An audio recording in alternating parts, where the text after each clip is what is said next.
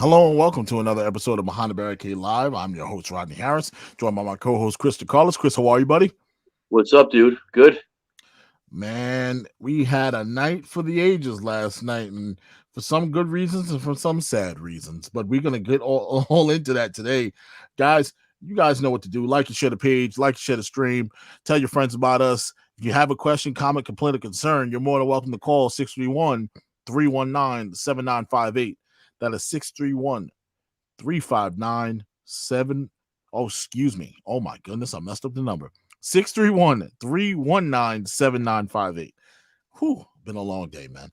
Been a long day. But Don't give out nonetheless, Mitch's personal number there. don't give out Mitch's number. We don't want to give out nobody's number, not Mitch's number. I would give out Mitch's. I would give out Mitch's address, but I'm pretty sure you don't want to see what's behind that door. But nonetheless, we love you, Mitch. We love you, buddy. All right, so guys, we got a lot to talk about today, man. Not really breaking news, but news nonetheless. It kind of looks like the black and gold brand is officially dead. Dead in the water was already a floating fish, but now it looks like it's a sinking ship. Like it's submerged after last night, and they're removed completely on from that. We also are not a dry eye in the house when the last man to be announced on the black and gold brand's music hits. Johnny Gargano. We all know that he extended his contract short term to work War Games. He says that he has an announcement to make on Tuesday, so tune in, whatever that means. So there's a lot of speculation of him not going anywhere. There's a lot of speculation of him going somewhere. Maybe they're going to let him have a formal goodbye, which in WWE they normally don't do unless you're retiring. Formal goodbyes ain't something that Vince normally okays. He gave it to Dean. Ambrose got it. Yeah, and it's just, but look who's Ambrose surrounded by. You know, surrounded by the big dog. He's surrounded by Seth Rollins. Those are the two name states in the company right now. But also, that's Mr. NXT. I know Ciampa has that coined the term Mr. NXT, but Johnny Gargano represents exactly what NXT is. His story alone, what he's been able to do, not only as a performer in the ring, but outside the ring, helping in the performance center, teaching, showing people. Britt Baker made a beautiful post about him being able to work NXT and still come back and travel to help her train and get her ready. So that's huge to me. I personally think he's done in NXT, but I don't know where he goes from here. Done in NXT. Already. AEW can't take everybody. But look who we're talking about. We're talking about a couple years ago. We routinely came on the show and said he's the best wrestler in the world. Right? Yeah. How many times have you said that, Rodney? A lot. I know Anthony said it 100 times over. So is AEW not supposed to get him? Is the Tampa Bay Buccaneers not supposed to sign Tom Brady? I won't say right? Yeah, you're right. I won't say that they're not supposed to get him. I would say right now, if I'm Tony Khan, I'm sitting there at the big table and I'm looking at my roster, I'm going over some names. I think it's time for me to start cutting some weight with some people. Yeah. That is kind of floating by the wayside down there. That's not really doing anything. Or they're wrestling on a docket, they're jobbing out. I think it's time to start cutting weight and maybe make some room for Johnny Gargano.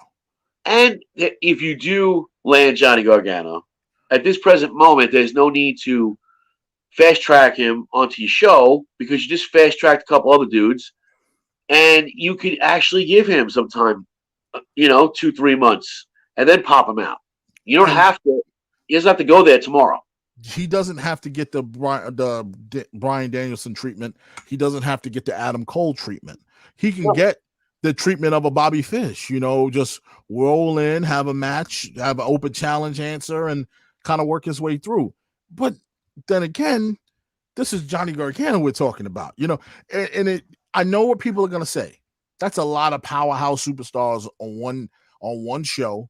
How do you get enough airtime for all of them? Realistically, you can't. It's a lot. It's a lot to pack in because you also have young talent that you want to start to build too. So it's not our worry as fans. It's a Tony Khan worry. It's kind of his problem. Again, this is top of the food chain, and the fact that you don't have to debut him on Wednesday, you can wait 2 or 3 months. He needs a big debut. I wouldn't do the Bobby Fish treatment.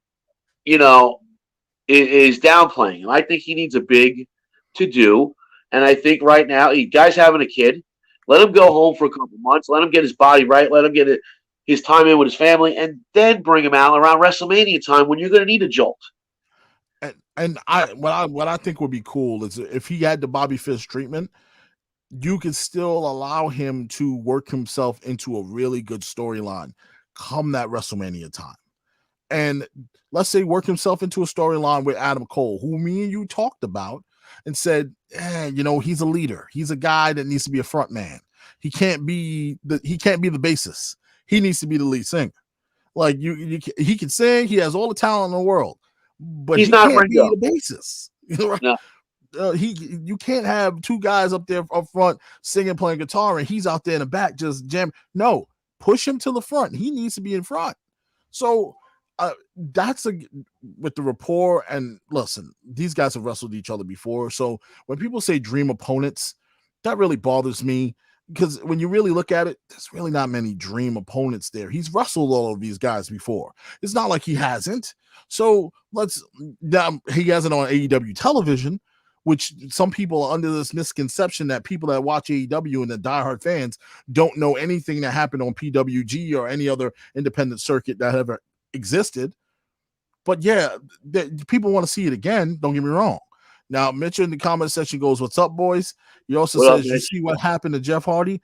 Had no idea where he was." Yeah, they said that he's kind of burnt out. Keep in mind, Jeff Hardy's not a spring. He's not a spring chicken, guys. He's up there in age. The man has dealt with a lot of demons in his life. He's not the most fit guy in the world. So when you're running like that, you get burnt out at a point. Well, that gets to my next thing. Like maybe he comes out tomorrow and says he's going up to the main roster. Because if I'm tired of hearing the body type in this because we're talking about Jeff Hardy. When was Jeff Hardy built like Tony Atlas? Never. Hell no, never. So he was a slender dude all the time. But as he gotten older, he's gained a little weight. And it doesn't help that he doesn't hit the gym. Like it's hard to keep a 40-something-year-old man out there running like that. My point is, if you think he's too small, Gargano's proven he could do the sports entertainment thing with the whole wedding and Dexter Lumis and all that stuff. He's proven that. So he could do, if that's what you need him to do, some of that, he could do it. We all know how he is in the ring. So it would behoove them to keep him. But watch him go to Impact. I don't know about that. Oh, let's slow down with the Impact doesn't have enough money to pay these dudes. Hold on a second with him going to Impact. Wait a second. I see him all going to New Japan before. Also, I just want to throw it. Well, exactly, New Japan. And I also want to throw this out. To all these fanboys that'll get upset if he goes to AEW and all these AEW haters. The man deserves a payday. Johnny Gargano deserves a payday. So if his payday is coming from AEW because WWE doesn't want to pay him anymore, then shut the fuck up and let the man get his payday. He's been making an NXT contract, and I'm sure he makes more than the average NXT wrestler. But come on, Johnny Gargano he deserves to be making, top end dollars for what he's put his body through. That's amazing. And I just got a picture of the little one sitting on the living room floor and watching me and you on the TV. So shout out to Angelica. Thanks for watching. That's so adorable. Oh my goodness. That's awesome. So at some point we have to look at this as an opportunity for Gargano to spread his wings and fly a little. I have no issues with him going anywhere. If he decides to stay, I have no issues with that either, depending on what his role is. Now, like you said, Chris, you made a very good point. He's shown that he can do the sports entertainment side of things. He has. And the cool thing about it is he looked like as if he was enjoying it. He enjoyed it. So look at all the little things we saw last night, right?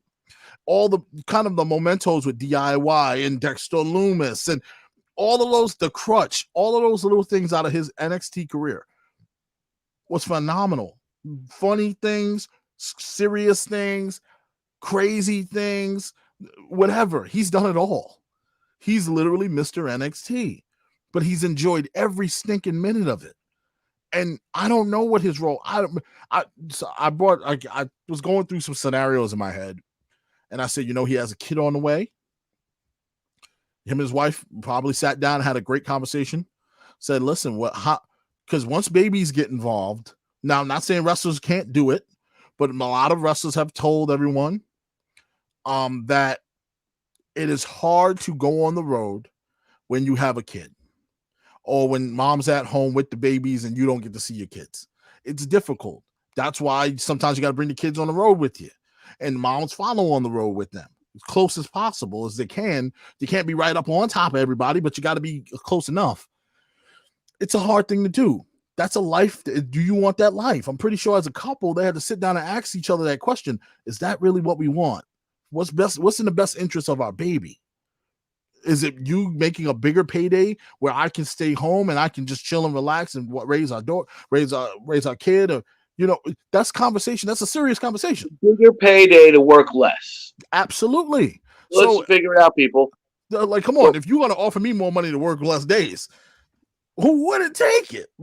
I'm doing it.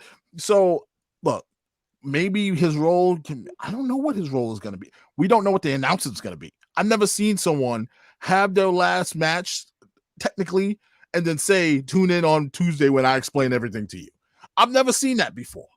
The only time I've seen that is when people retire because they have the whole ceremony and that person says goodbye. So when Dean Dean said, yes, the rumors are true. I didn't re-up. I'm leaving. So they gave him a goodbye tour. They did. Every city he went to, they brought out the shield and they had the whole pomp of circumstance. But in his case, he had a match. He had a night, grabbed the microphone and said, tune in on Tuesday, which raises some eyebrows. What do you mean tune in on Tuesday? What's happening? What you doing? What you got up your sleeve, man? Is Sean going to come out there and beg you to stay? Like, is this all a work? Am I getting worked right now? So I don't know. But I can tell you, there's another guy on the flip side who also, too, contract about to expire, throws up the UE symbol, says this is a brotherhood, and then turns around and goes, I want you in a cage on Tuesday. What's with Tuesday? What's going down on Tuesday? I don't know. I mean, hopefully. Tuesday is a big deal all of a sudden. Listen, they were both smart enough to sign the Adam Cole extension where that waives their 30-day. But you know what? It also, or whatever. But it also gives you enough breathing room. So now you can control the narrative, A, and B, gives you more thinking time if you're still unsure. It's no pressure. I got to figure this out right now. Right now. No, he says, I got a lot of things on my mind. I want to be transparent with you guys, and I'll tell you on Tuesday. So tune in. All right. So it gives him more time to think. Who knows? He walks into Tuesday and signs that contract. They took the whole CM Punk situation and turned it into a storyline, which Punk seriously contract was up. Won the title. They didn't know what the hell was going to happen. He came back and said, listen, I'm here. Okay. I'll read up. Wish he never did it because Punk at that time, red hot. I wish if there was an AEW around at that time, God only knows what would have happened. Well, I mean, as I'm watching it back, at this stage in the guy's career, Johnny Gargano does not deserve to keep wrestling in a barn. I'm sorry. No, wherever the man goes, whatever happens, this is over because this place, their barn wrestling is what it is on live television, is to me just falling short. Listen, me and you gonna get. I don't know if you caught up with Heels, but we're gonna do a whole show on that one day. And what that reminds me of is exactly what NXT 2.0 is. That little space that just come down south, little space that everybody likes to go to watch wrestling. your little warehouse, and it's But a not a cool feel every single week for the major stage that you're on. You're on a major network. you're on a major network, You're not, and you have pay-per-views that now are just in the barn. like you're not on Pop TV. No, Like you're on a major network. ECW Arena was bigger than this. TNN was a big network too because of their sister company that they were with, but ECW had the bingo hole was bigger than this.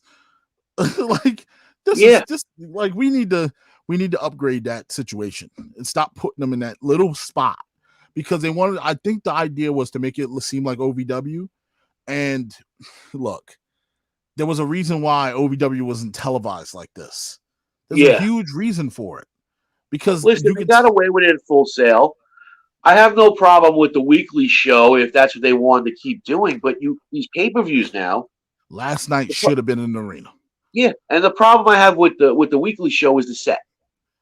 You change the set, but yeah, the pay-per-views. This War Games should be in an arena. Give me 10,000. Kyle goes, what's up, Kyle? What's going on, Kyle? I hope you're still on for tomorrow night, man. I'm excited. Gonna get us some lashing. We got some whips to give out, man. Oh man, I can't wait, guys. Tune in tomorrow, guys. If you guys haven't done it yet, check out the Four Corners podcast. Please, Four Corners of Commentary. Four Corners of Commentary podcast. I will be on with them tomorrow. Chris will be on with them tomorrow. We're going to attack you fanboys because we're sick and tired of you. You're gonna get your licks tomorrow. That's what you're gonna get. You're gonna catch one tomorrow. We're sick of you. Okay. And we got the amount of fanboy coming out this past 24 hours was crazy. Ridiculous. It was outrageous. Jessica Hoffman goes, hey guys, how are you? How you doing? How you doing? Jessica, did you just celebrate a birthday? Did you celebrate a birthday? Try to sneak it past us?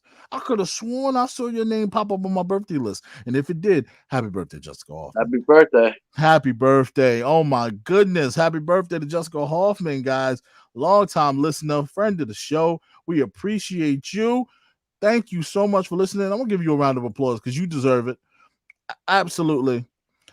Absolutely. Thank you. Happy birthday. Unbelievable. Oh my goodness. And then she also adds, wherever he goes, I hope he's happy and he gets the money he deserves. Absolutely. Baby on the way, gotta get paid. I want 7 figures. And I'm low ball. I'm 7 figures. You want to go higher than that? Listen. Yeah, 7 figures. I want 7. I want 7. I know what everybody else is getting. I want 7. If I'm him, I'm asking for 7. She says, thank you, guys. Oh, you're welcome. You're welcome. Because God goes, yes, she did, Rodney. Yes. Happy birthday to you. Happy birthday. Unbelievable. Man, that's wonderful. I love when listeners have birthdays. That's amazing. But guys, we had a stacked card. It wasn't even that stacked, but it was so good. Other than one match. One match was really bad, and unfortunately, it was the first match on the main card. Now we did have a dark match. Odyssey Jones beat Andre Chase. Yeah, really gives a damn. Should have been dark. That who cares? Turn all the way. Turn them all out. Lights out match, literally. But the women's war game match did kick it off, and I have to say I was very disappointed. Dude, and I'm reading today how Cora Jade is the big star out of this. What the fuck did she do with that stupid storyline of the fucking? Remember, it's not about Mandy Rose, Raquel Gonzalez, Io Shirai. It's not about them no more. It's about these new core. So that's why Gigi got her spots in that match. But listen, you just mentioned too. So now Mandy Rose is out. I mean, is this what they're saying? Mandy Rose is too old to be in there. Now I got to look at fucking shitty 20-year-olds that don't have any business being in that ring on a War Games match. Listen, Mandy Rose is a homegrown talent. Remember, listen, you don't want no indie stars no more, right? She came from Tough Enough. Okay, so she is literally not an indie fanboy superstar woman. No. She is a natural talent, one of yours.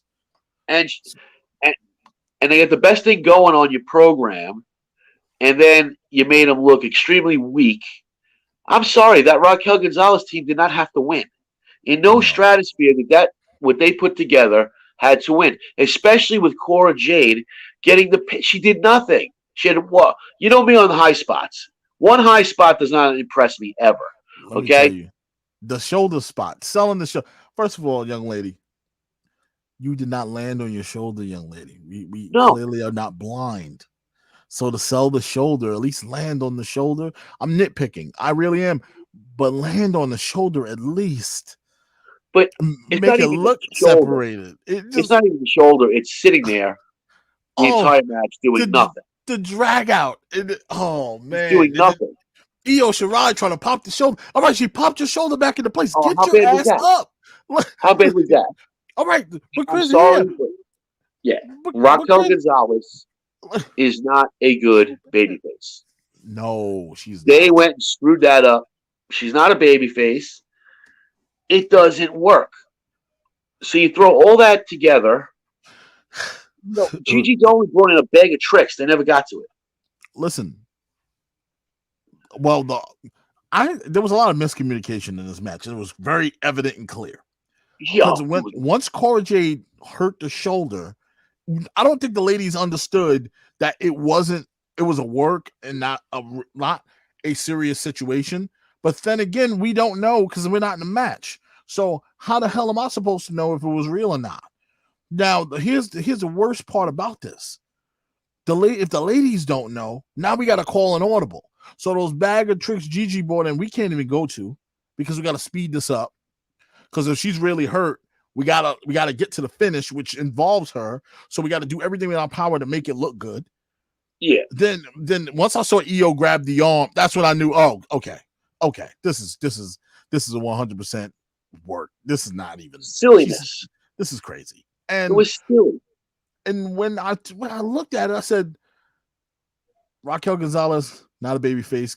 Kaylee Ray is nowhere close to a No, babyface. Not no. even the look she gave Cora J. I thought she was gonna rock her in the head with the damn kendo stick. That's what I thought at one point. I was so confused. That would have made the match. They were planting seeds. If she did that, that made the match. Oh, that would have made it right there. She turns on them and they get jumped and they just they would have beat them down. Well, anybody thinking that Cora Jade is the big winner out of this, you're out of your fucking mind. You really are. And if that's what they want to put up there, you know, I don't get it. I just don't get it. And it was garbage. I found out a little fun fact, Chris, about ring announcer Alicia Taylor. Did you know that Alicia Taylor is a drummer? Drummer? She's played the drums at Lollapalooza for Kate Nash. She's played for Kelly Osbourne. She's worked with Hannah Montana. She's worked with a lot of acts, and she works with Tracy Chapman, Selena Gomez. This woman, she's 41 years old. Is she? Oh, I knew she wasn't young. But she doesn't look 41. No, she looks fantastic. Yes, she does. Shout out to you, girl. Unbelievable. She's a world-class drummer. She's been credited on multiple albums as drum work. She has drum sponsors. This woman, you don't need to be a ring announcer. I think she's just doing this for fun. She's good at it, though. I ain't gonna lie. Sorry about the sidebar. Well, she is. But she's really good. But it was bothering me because her name just keeps popping up on my screen. I was looking at it before. But yeah, fun fact, Alicia Taylor, shout out to you, girl. Man, but at the end of the day, this match was a complete dud. I didn't get no Io Shirai crazy high spot. No. I got nothing. Chris. She was too busy being a chiropractor. Yeah, she's over here cracking. So I got it. No, you don't. There's a doctor right there. What are you doing? This doesn't make sense. I was confused. No. 31 minutes of my life that I'll never get back out of a War Games match. And Chris, we love War Games. And we're not talking to NXT War Games. We're talking about War Games from back in the day. Love it. We go way back. Love it, but not we go back when Stunning Steve Austin was in War Games. Yes. Yeah. Look it up. And we love, the previous women's War Games. Yeah, me and Chris covered that one. Yes, we did. Mm-hmm. But this is just you wet down your product. It really, ugh. So like Yeah, I it's real said, bad, man. I think you have better female wrestlers that could have been in there.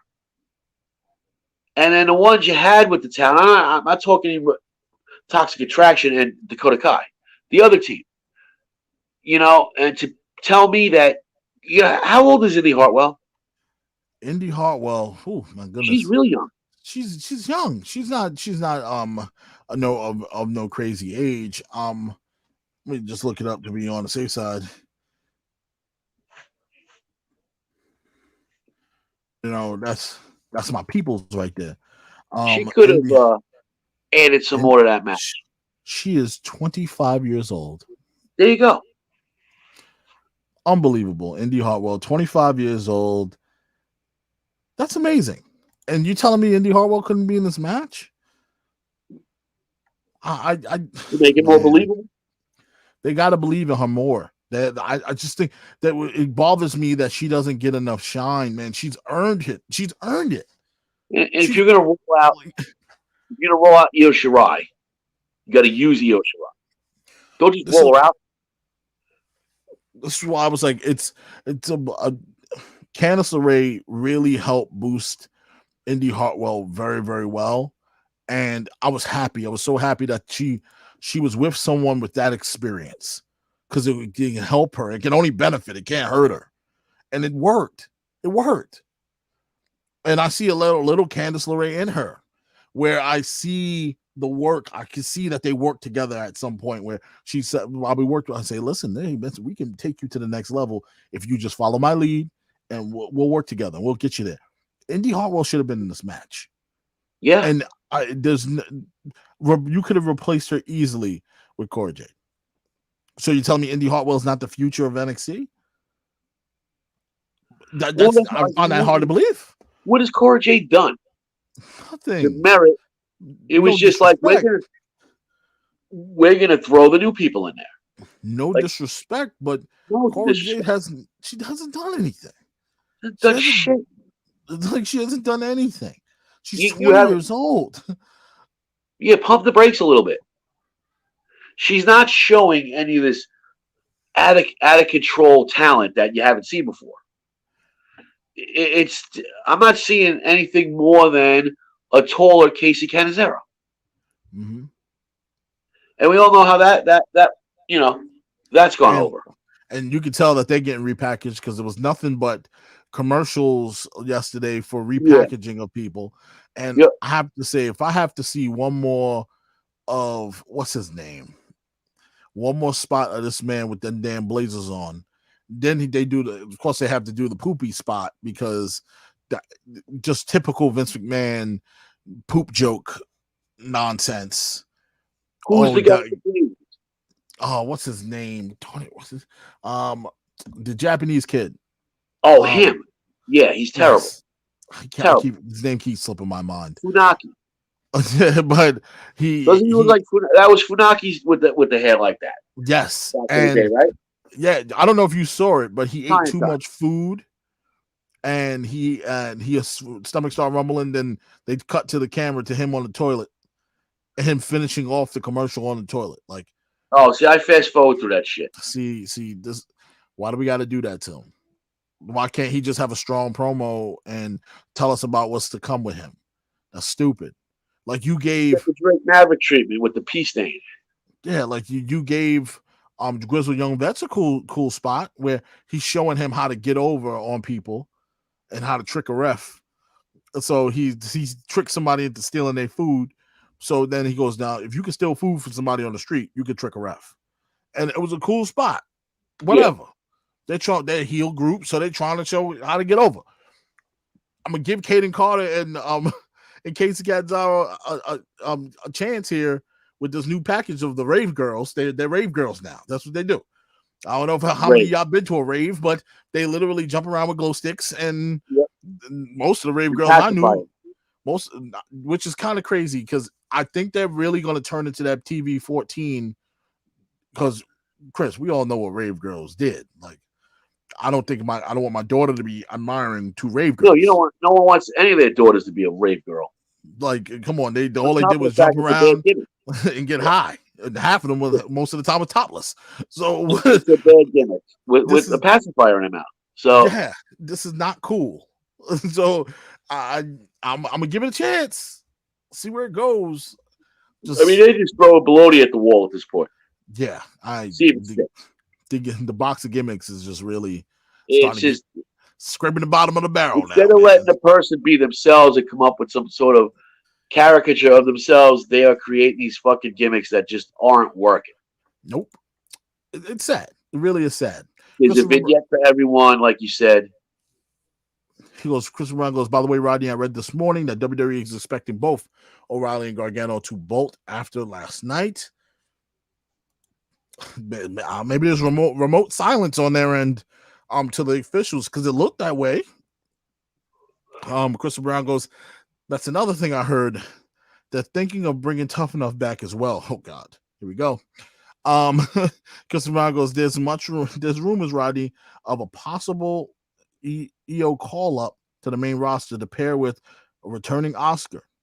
Oscar, keep in mind, it's just a rumor, but it's floating out there. Can we get Kabuki Warriors 2.0? That's what they're gonna do because we have to have the Asians always wrestle together. It's so bad. This is so bad, Vince McMahon. Oh my God, buddy. Why? Like, why do I always got to grab my head and scream? Just make Why them a with you? trio with Xia Li.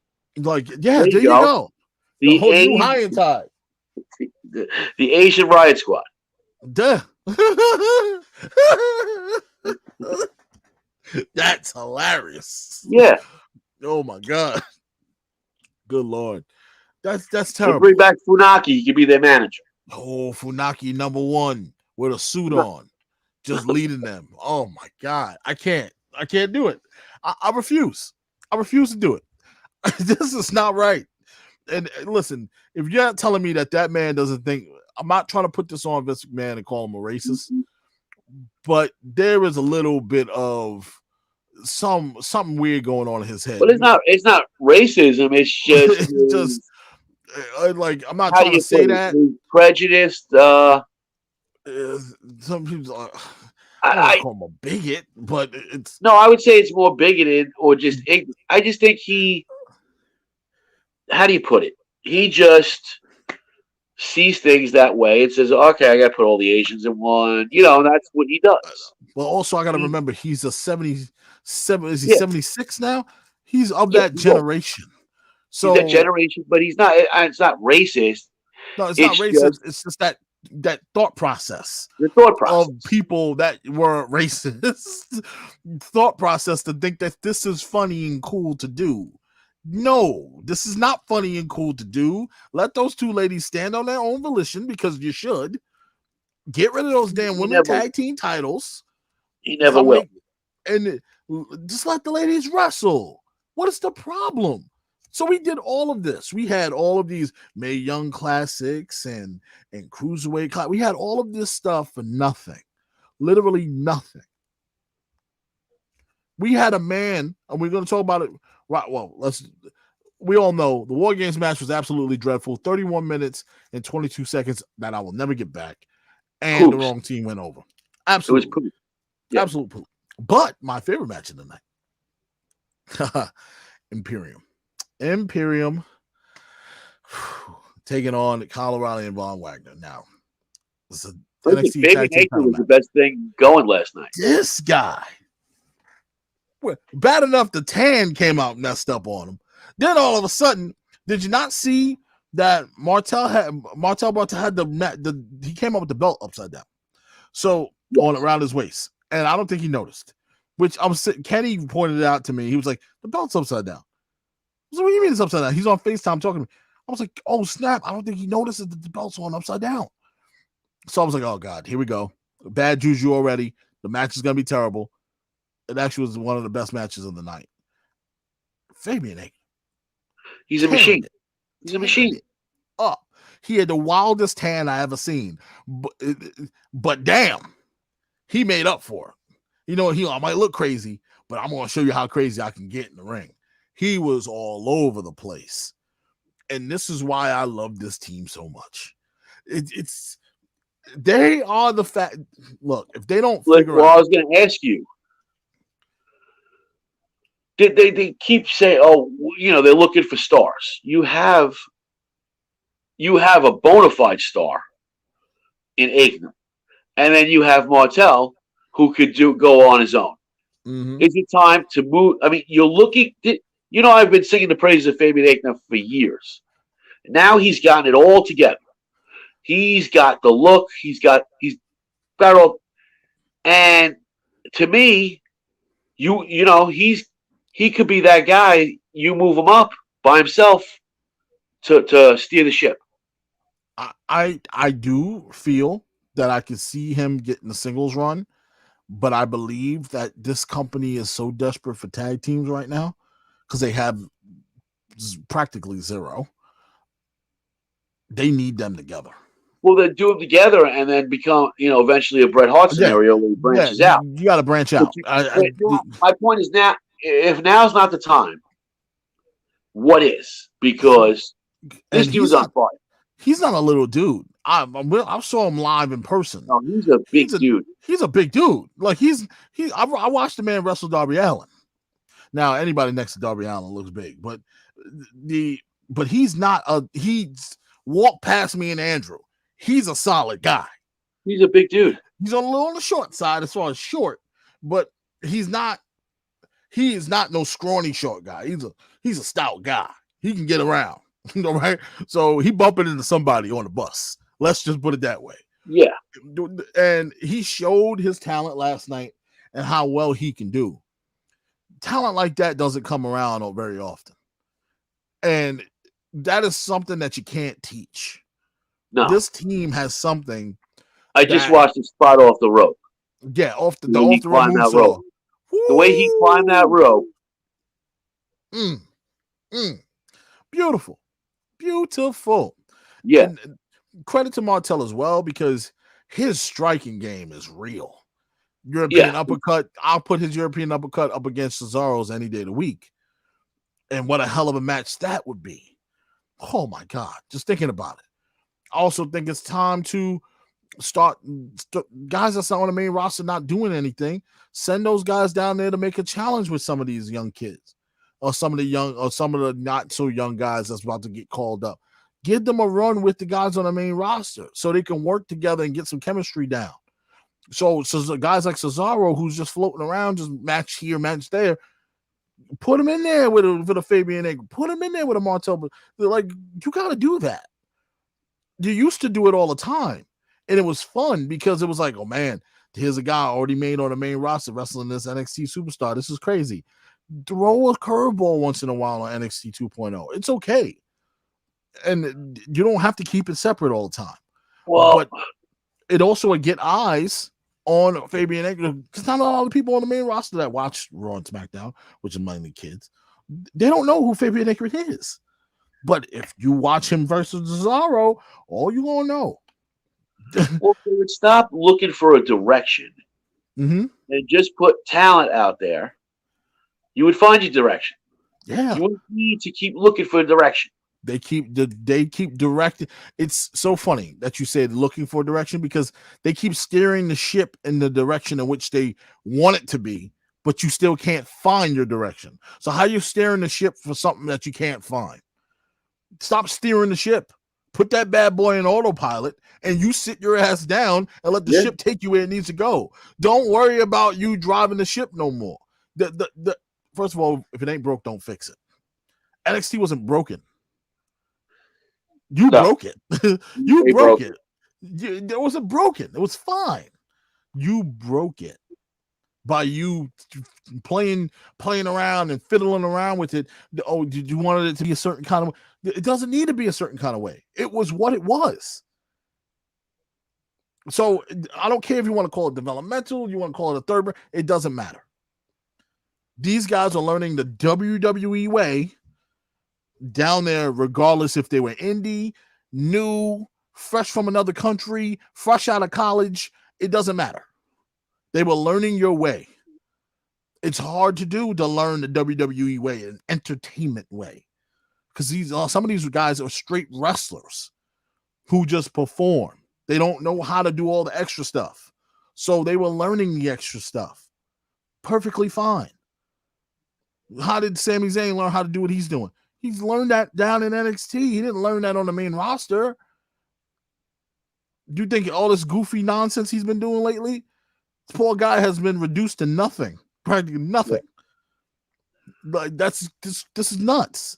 So when you look at a Fabian Aichner and you look at a Martel, man, what with so much talent, can easily be called up and challenged for the tag team titles on either show.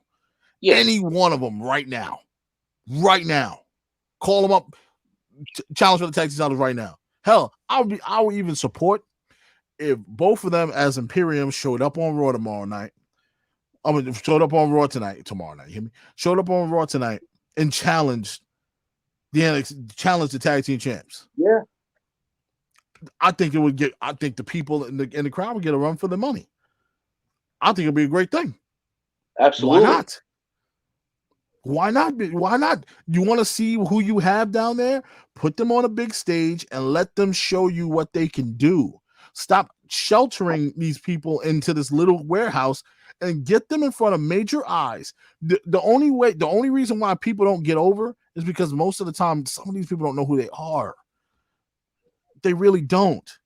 Yeah, but there's also that well, like there's also that at one time no one knew who Bret Hart was when they got him from Canada. And not too many people knew who Shawn Michaels was.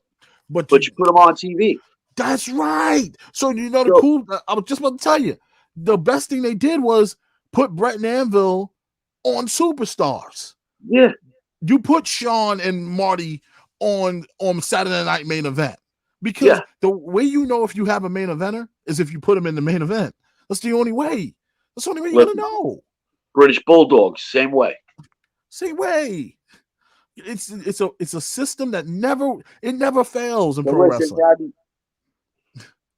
We're talking about a fucking out of touch fucking crazy man who's never going to do any of the above we just mentioned. So whatever the future is of either one of these things or three of them is way out of my pay grade. So, you know what I'm saying? Like, it's just at a point where stuff is so obvious and he's doing the opposite. And you can't fight crazy. So it's so sad though. Oh, I agree it's sad, but this, NXT as we knew it is gone. What they do with it from what I'm seeing with all these vignettes is not looking good. There is some talent down there. I'm not going to be the guy that's sitting there saying every person they showcased last night that's new is a star. I'm not gonna. I saw one woman vignette last night. I don't remember the name. She's on Beverly Hills on Rodeo Drive shopping. I saw that. Yeah. So you mean to tell me every woman now has to be Carmella? That's what you're looking for. Every woman has to be Carmella. Listen. That's what you're looking for. We went through this already. We had this in the early 2000s into the mid 2000s and deep into the Ruthless Aggression era, where it was just nothing but the pretty girl, the rich girl, the girl that just dresses up. We had how many gimmicks are we gonna have that's the same? Look, Carmella's gimmick is so old, she's now putting on a mask. This is crazy. So her gimmick, they squeezed. Mandy Rose smartly went dark, changed up her gimmick. Switched it up. So it's just, again, the dude's out of touch. And I don't know. Change the system, man. The system needs to be overthrown. You got stars right there, both of them. Yes, he does. The tag team is one of the best. I've been singing Imperium praises, not just because of Walter, but as a group. As a faction, they are one of the most dominant factions in pro wrestling. When they're all together, it works. Bring them up.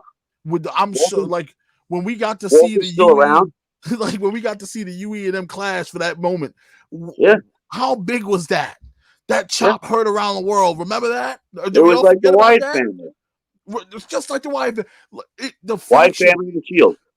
Oh man, the explosion. But Oh my the goodness. dude doesn't realize how big that was only a few short years ago on his own programs. So I don't know. This is where he listens to us and doesn't hear money. No. He listens to us and hears, oh, they don't know what they want. Oh, the NXT crowd likes a little more rock and roll kind of vibe, a little more. So instead of trying to enhance that, I'm going to go the opposite and give them. I'm gonna give them I'm something giving different. them Carson Daly, No, a heavy dose of shit in the taco. Listen, I did not ask for the Backstreet Boys and NSYNC. I did not ask for Ryan Seacrest. We were appreciating Alice in Chains, Nirvana. We were appreciating what we were getting. Okay. Yeah.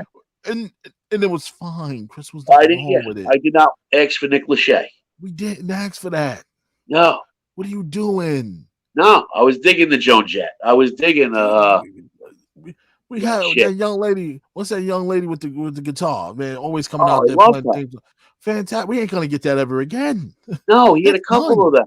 That's finished. It's done. I'm praying. I am praying to all the gods that H makes a speedy recovery, and he just says, you know what? I had to go into business with somebody. I partnered up with them, and I got to start my own thing. And let's before we go into the next match, let's everyone understand. Bron Breakker is a unicorn. Yeah, you don't get him all the time, people. So if you think all these fanboys that think, oh, WWE knows what they're doing, this man is not only the pedigree and the genes and the athletic ability that he had. This is, like you've said a couple times, is like almost Kurt Angle like. He's only been there since last February. That, and who's the other one I just mentioned? Kurt fucking Angle. This shit ain't coming around.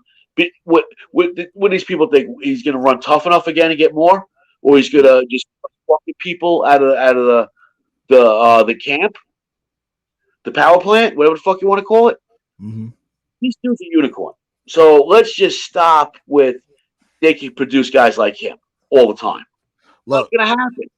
Look, remember when I told you guys all this. Think of wrestling eras. Vince McMahon struck gold when you picked up guys like, depending on how people feel about them, the Bret Harts in the world, the Shawn Michaels of the world, Diesel, Razor Ramon. You struck gold because these guys were still hunting for their image and their look and what they wanted to be. But not only did they, looking for that, they were able to work. So, all right, so we transitioned into the next period of wrestling. Stone Cold Steve Austin, you struck gold there. The Rock, you struck major gold on a public gold, global level.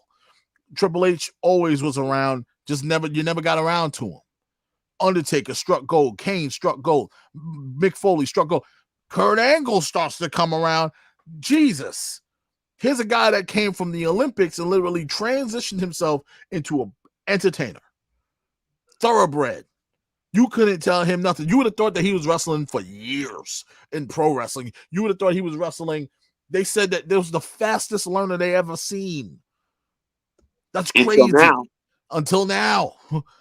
Bron Breakker, put some respect on his name, guys. Let's put it out there. No, he gets all the due respect, but no, I know you're not disrespecting. I'm talking about the fanboys. So, well, you know, he's not all that. He's not all that good. You know, first of all, he's in NXT for a reason. That's number one. He's not all that good. I don't know what they watch. He's got it. And this dude, he was a football player. He was in Ravens camp 2020. He wasn't no. We're talking about Olympic gold wrestler like Kurt Angle. You say, okay, you can understand him doing a fast track. This dude's playing football. There was 4 guys that look almost just like him size-wise who became mega stars too that they struck gold with. One of them, not so much. He was just tall and very athletic. One by the name of Batista. The other one by the name of John Cena. The other one by the name of who else? Brock Lesnar. You struck gold. Brock to me, Brock would be the perfect example because Brock was a world-class NCAA champion. but it was a transition he had to make to pro wrestling. It's not easy to be locking up and grappling and then transfer over to, I got to entertain now. This guy got the size. He's got the look.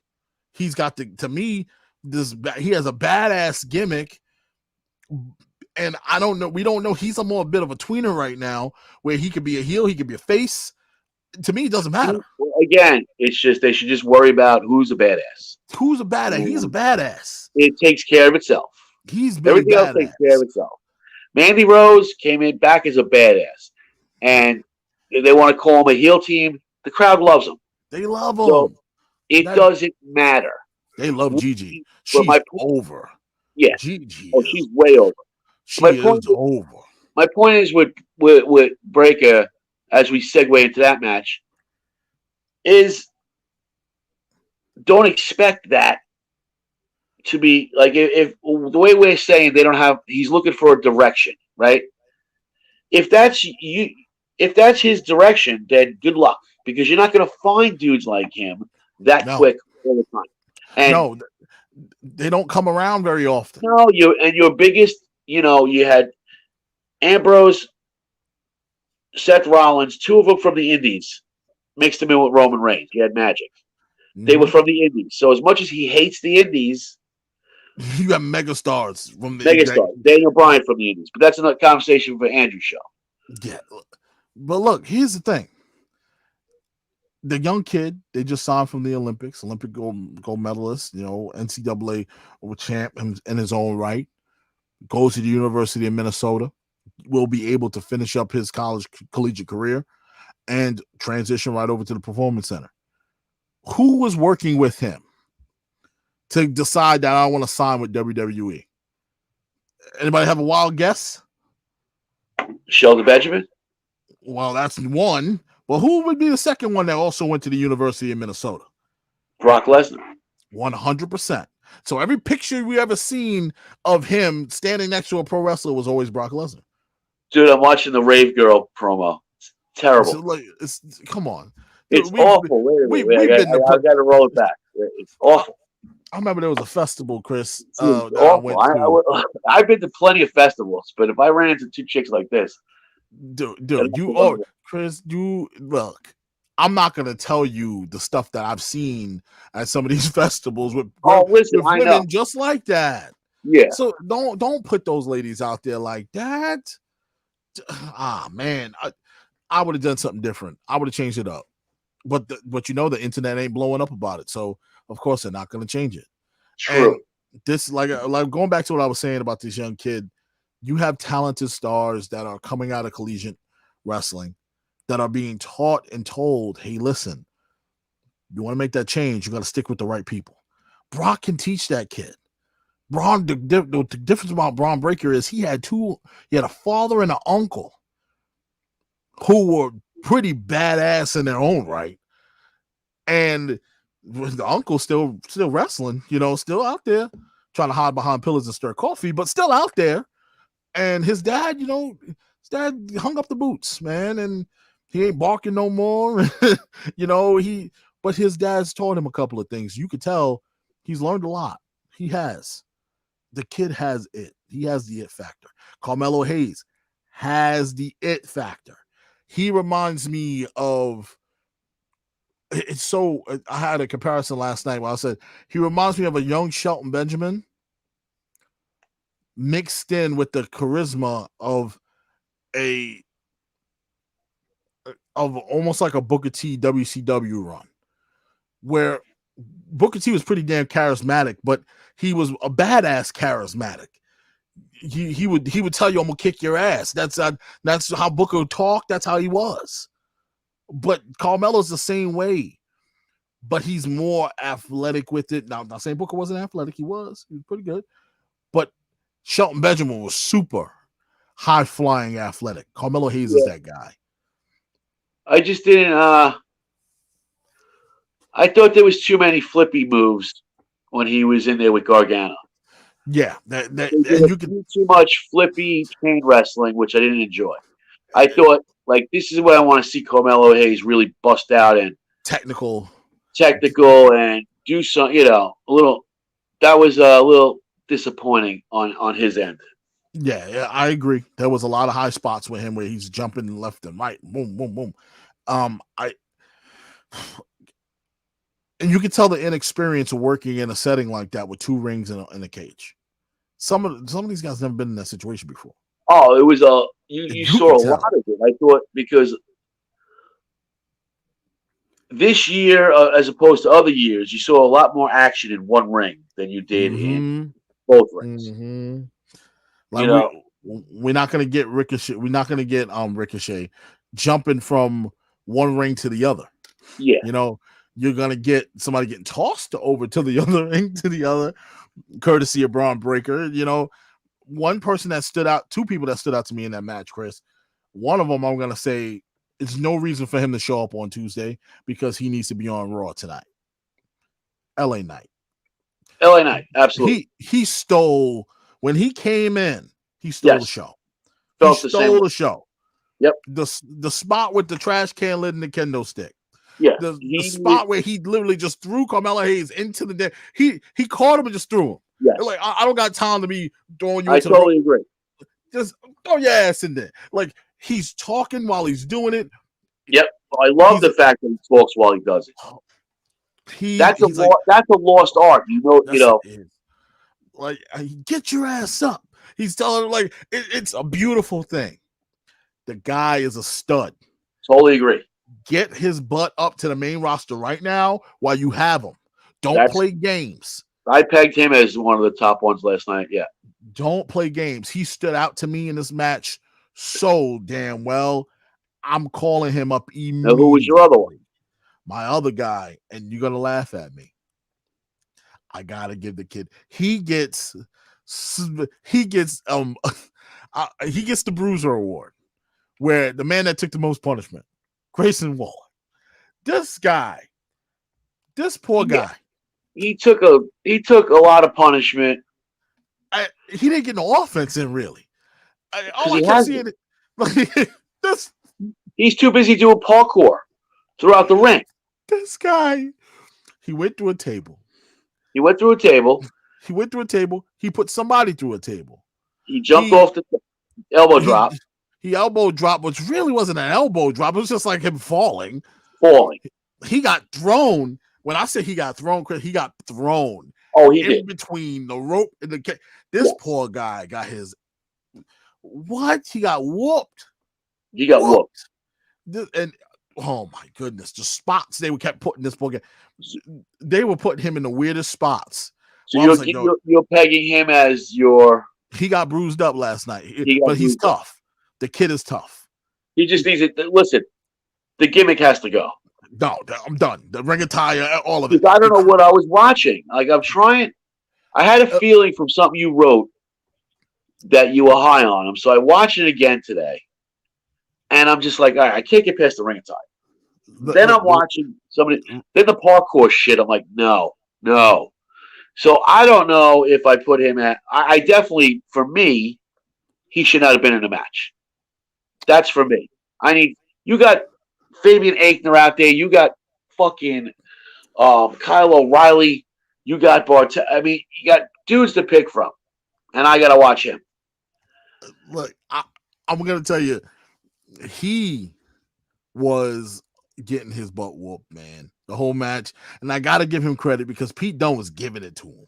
Pete Dunne's another one that went in there on fire, and he was. But as I'm watching, because I'm watching as we're talking, I would have went with Joe Gacy in there instead of Woodson. Oh no, Roddy was too busy chopping that man's chest in the mincemeat. But I would have went for Joe Gacy. If you do the new school, I would have thrown Joe Gacy in there instead of Waller. I would get Waller that cruiserweight title man. Listen, he was getting his butt. When I say LA Knight abused him, LA Knight abused him like he was his own toy. And he was Sid, and that was Buzz Lightyear. He was beating the shit out of him. Yeah. And when you had on the other side, Pete Dunne, every chance he got, he was on him. Yeah. On him, bending the fingers back, the spot with the garbage can on the hand. The man was just, it felt like they stepped on his elbow. Oh, he stepped on his elbow. Pete Dunne stepped on his elbow. He was picking on it. It was like they were picking on him, man. Pete Dunne was vicious. He was another one. He was But brutalizing. dude, Pete Dunne, what is Pete Dunne, 25? 26? Like, He's not young part of the new dude. school. He's not part of the new school. He's too old. My man, well, he's part of the black and gold. He represents the black and gold. So my man took the kendo stick and shoved it into his ear.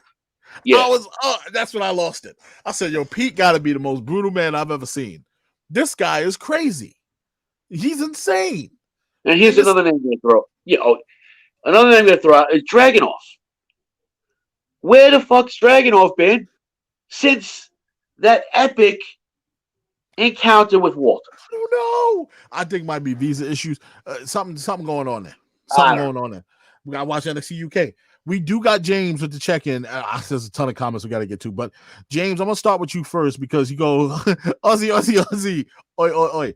Listen, now I hope I said that right. I don't want to be disrespectful, but James, thank you for checking in from Australia, man. I appreciate you. He goes, Grayson was entertaining on Australian indie scene, best heel to come out of Australia in a while. That's fantastic to know. Now I'm going to go back. I'll have to go back and watch, and I'm gonna do my homework. Did the man always wear the created player ring attire? Was that his thing? Please tell me it wasn't. Boxing attire. I'd rather him come out there looking like Alex Wright than him come out there looking like the creative player from SmackDown versus Raw. He looks like TJP on crack. Like TJP down and out, lost his job. And the announcer's constantly mentioning how, like, they're telling us about his character of him going viral. I don't give a shit. He goes, James Patterson goes, Mark Wahlberg. That was his thing. So which Mark Wahlberg? Was he wanted to be Marky Mark? He was doing the Marky Mark thing? Now, if he was doing the Marky Mark, the underwear and the jeans, all right, come out in jeans then, brother. Jeans, hat on backwards. But John Cena already did that. Yeah, Cena did the Marky Mark. Thugonomics was all Marky Mark. He was also on Australian Survivor. See, I'm learning some things I never knew. I gotta check all this out now. James, you have hooked us up. James, I'm gonna put on. Thanks for the nuggets. I'm checking all this out. James, you are hooking us up right now. His name was. His name was Mark Wahlberg. Okay. Makes sense. Okay. All right. That was his name in Australia. I was like, I thought he was telling him he was doing the gimmick of Mark Wahlberg. Well, check him out. Punch it. See if that's his real name. Well, that's a good point. He'll give you his real name. I would love to know what made him pick the attire. Like that's what bothers me about him. But he gets my award for bruiser of the night because he was taking a beating, man. The kid's tough. He did. I'll give him that. I will give him that. He took a beating. He took bumps. And I don't like the ring attire. I don't understand the viral gimmick, but I don't think he's been there long enough to get a spot in that match. But it's tough. Oh God! Every time I see now, all I had to do was Google Mark Wahlberg wrestling. I got pictures of John Cena. You know what? What's his name? I can't find him. They're showing me John Cena. Did you put in Tyson Waller?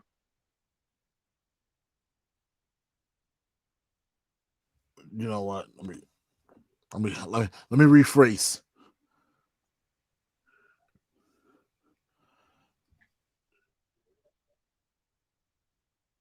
Sorry about this, guys. I'm just but LA Knight needs to be on Raw tonight. And we said Braun Breaker's a fucking animal, man. He is an animal.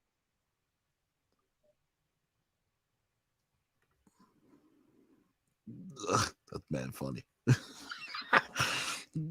Oh man, I don't care about the actor. All right, here we go. This is what I was looking for. I love going to the Fandom Wrestling page because it's kind of like Wikipedia for wrestling. Man, fun. I'll tell you that you need to know. So I think I found him. So Matt Farrelly. Yep. Okay. Yeah, Matty Fairley, born March 21st, 1990, in Sydney, South Wales. So he's not young. No, he's not. He He's debuted older than Pete Dunne. he debuted in 2017. According to this page, he's older than Pete Dunne. His nicknames is the 21st century success story. That's pretty damn cool nickname. That's a good. I like that. He's 31 years old. Why not carry this gimmick now? He's what 31. Are we doing? Oh, I'm very upset, James. What he's the picture I see of him right here. He has on a Minnesota Timberwolves jersey, and he's drinking out of a red Solo cup. I'd rather him do that. Yeah. This is all right. So he was the FWA heavyweight champ one time. He was Newcastle newly pro middleweight champ one time, and he was a wrestling gold silver medalist champion one time. Man, oh man, he got a couple of wrestling profiles. Man, I see. Good nuggets. You, all right. Oh, James, thank you with the check-in to give us more information about homeboy here. I appreciate you. Very good nuggets. Oh man, he's been in ring action for 4 years. His wrestling style is an all-rounder. But I mean, he can do it more other than what we're seeing him do. So he's just not a bump monkey. The last night he was pretty much a bump monkey. He was taking all the bumps. Yeah. Oh, that's your hometown. That's dope, man. That's amazing. James is checking all the way from hometown? Yeah, that's his hometown. Where I'm guessing where I read where he's from.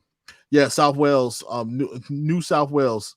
So that's James's hometown, man. I appreciate you, man. Thank you for the information, because I would have sit here and got look. It's hard to find information on people nowadays, especially pro wrestlers, because they come from all over the place. But when you got somebody in the thick of it and from South Wales who can help you, I'm taking it. Thank you, and thank you. Thank you 100 times over. Yeah, dude, Pete Dunne runs into that cage and just starts beating the shit out of both of them. Hayes and Rock. Oh, he beat the Christmas out of both of them. He was bending fingers, stomping on elbows, stepping on hands. He was driving kendo sticks into people's face. Not to mention D'Angelo, that spot with the crowbar, phenomenal. Pete Dunne taking that spot with the crowbar, phenomenal. Crazy spots. It's War Games. I appreciate it. But they were some great spots all over the place. But man, oh man, Grayson took a beating, man. He got his butt whooped. Oh, yeah, we read this already. So basically, part of the new NXT 2.0 push that we don't want to push indie stars anymore, Grayson Waller is an indie star. He's an indie star. So I don't want to hear nothing about he's not an indie star. Okay. That's not true. He's an indie star, clearly. James has debunked that.